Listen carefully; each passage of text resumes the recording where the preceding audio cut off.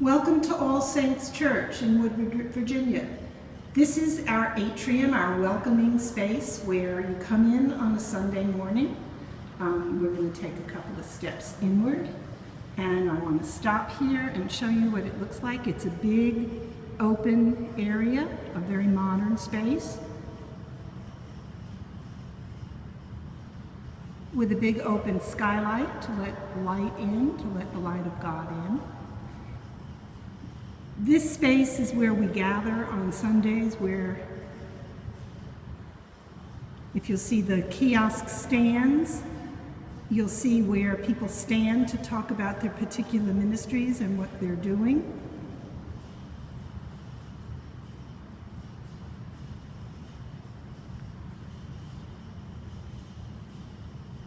And over here you'll also see we have our vestry room. And in the back, you'll see the doors to our worship space. Let's take a little walk over there and I'll meet you at the worship space. While the sign over the door says sanctuary, in fact, this space was originally designed as our multi-purpose room. Because the church, which was built in 2010, doesn't have the money at the current moment to build the worship space, we're using what was the multi-purpose room as our sanctuary. You may have noticed these doors at the back of the atrium as we walked in. In this open space out here will be the church eventually.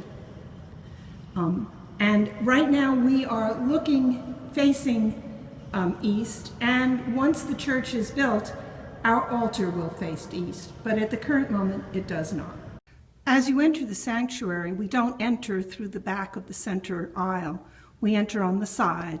And the first thing that you see as you enter is, in fact, the sound booth. We'll take a little walk along the back here and get to the center of the center aisle. Turn right here. And there we are, facing the altar. As you can see, it's a very, very, very short walk down the center aisle here. There are only several rows, so our processionals are pretty short.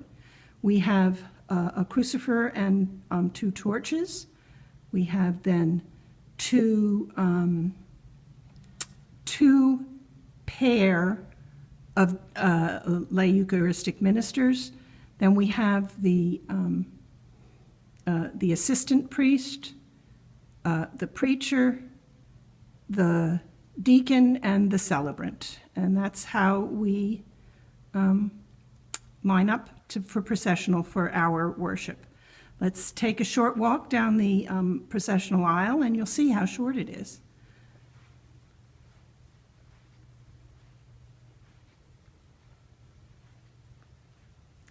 In this church, people are pretty eclectic about their practices of the body. Many people do not even bow as the cross goes past them in the processional. And here we are at the altar. It's set up on Thanksgiving, so that's why the altar is dressed in white. As we look to the left, you'll see we have a very large altar rail to the left, and a very large altar rail to the right. And unlike many churches, you'll notice as we step back a little bit, we're just going to see that there is no way that the altar is closed during communion. The altar remains open. As we approach the altar, you'll see that the chancel area has one step up and then one additional step where the altar is raised in a pretty traditional manner. The altar is dressed in white today because it's set up for Thanksgiving. You'll see that there is a standard setup with candles and a pall and a veil and all the traditional stuff, the accoutrement. and the altar book. You notice at the side of the altar there's a screen over here, and as we pan across, there's also a screen and a microphone there.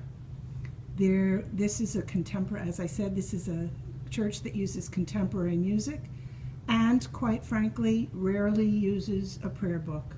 The services themselves are projected onto the screen with the music included and the text for the entire service. Even though this is a very modern church, a modern building built in 2010, in our chancel area, with one step up, you'll notice that we have chairs on this side facing toward the altar. On this side is where the priests and the torches sit.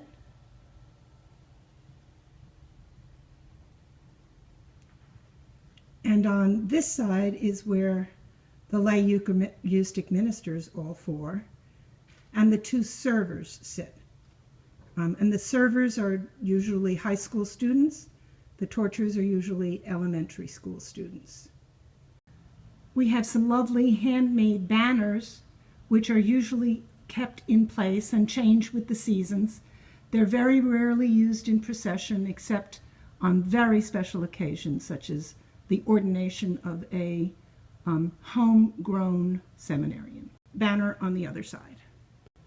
Unlike more traditional churches where you might find a pulpit on one side and a lectern on the other side, the pulpit be for preaching, the lectern for reading, in this church we only have a pulpit lectern, I'll call it. All is done, the gospel is read from the center aisle in a gospel procession. The readings are done from this side. There is no lectern on this side. And the preacher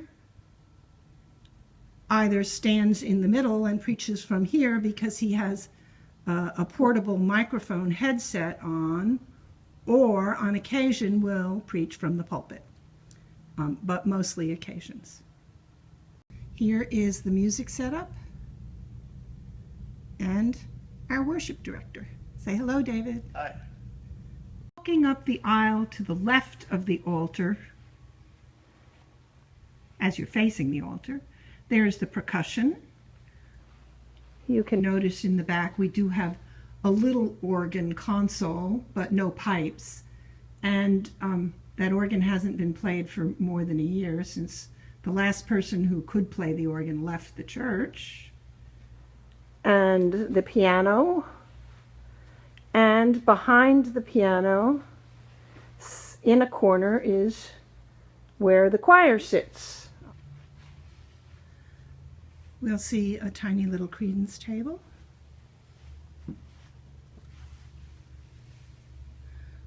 Set up with wine, an extra chalice, water, a lavabo bowl, an extra paten and purificator, because the way we are set up, we have two priests distributing the bread, the Eucharist, and two chalicers on each side because of the large number of people who receive communion at this church.